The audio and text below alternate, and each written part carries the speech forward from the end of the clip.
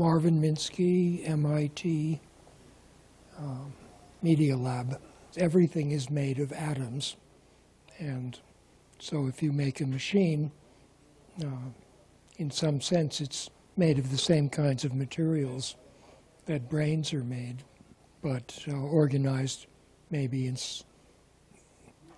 either very different ways or fundamentally the same ways. No one knows very much about how the brain represents knowledge and does reasoning at the moment, so it's hard to predict how long it will take to do things like that. At some point, when we understand how brains work, then we should be able to make functional copies out of other materials. And so if you're going to copy the organization of a particular human mind, maybe you should make a dozen of them. And there's no particular limit on how many copies to make and how the future society will treat them. It's very hard to predict what will happen. There's a whole industry called science fiction of people who have written ideas about what the future of minds might be. Many of them were friends of mine, Isaac Asimov and Frederick Pohl and Arthur Clarke, and I was born too late to know H.G. Wells and Jules Verne, but when I was in my teens, I knew most of the modern science fiction writers of the time. So I grew up talking to people like Asimov and Heinlein and Clarke and those generations of people who turned out many novels about their image of the future. It's pretty hard to make predictions if we're talking about the 21st or 22nd century. There have been science fiction stories in which the computers of the world somehow become more cooperative and become a network and in some cases take over and become super intelligent.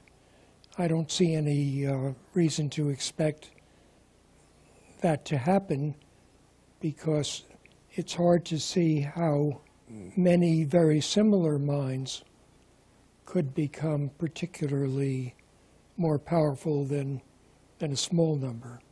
If you take a lot of people in a crowd, there are a few situations that economists have discovered and psychologists where a large number of people in a democratic organization make better decisions than a typical individual. But my impression is that psychologists are very proud to demonstrate such things, and they're really quite rare. And 100 very good mathematicians doesn't usually produce an Einstein or Einstein-like community that gets new ideas that none of the individuals could get. Well, there'll be a lot more discussion of subjects like this in the conference next June called Global Future 2045, and there's a web page at gf2045.com which should have news about that meeting and presumably some discussion before and after the actual meeting in New York City. And many people like me will be arguing and discussing ideas like these about the future of human minds. Many science fiction writers have talked about the future of human minds and what will happen if we eliminate death and people can live forever and keep growing and so forth. I doubt that very much of that will happen by 2045, but who knows? And this conference will be discussing questions like that. The total population of humans on Earth is in some question. We can't keep growing the way we are, but if we can make ourselves more efficient and smaller, then there's no reason why we can't have 1 trillion very small people rather than 20 billion large ones eating up all of the world's resources. So there are lots of possibilities in the future that no one seriously discusses. When will all these great things happen of overcoming death and making people more intelligent and turning ourselves into machines with replaceable parts so that suffering and that sort of thing will disappear?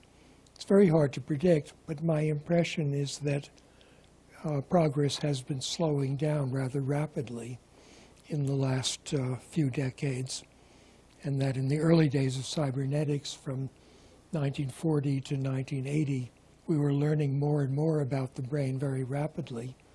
And contrary to many current opinions, I think we're learning less and less in recent years because people are trying to understand the brain itself rather than make good theories of how brains might work. It doesn't help to look at a brain unless your head is already full of powerful ideas about what might be going on there. The only people who have thought about the future, in my opinion, of humanity are the science fiction writers. And I recommend the writings of the great science fiction pioneers, John Campbell and Frederick Pohl and Arthur Clarke and Isaac Asimov and Larry Niven and so many others.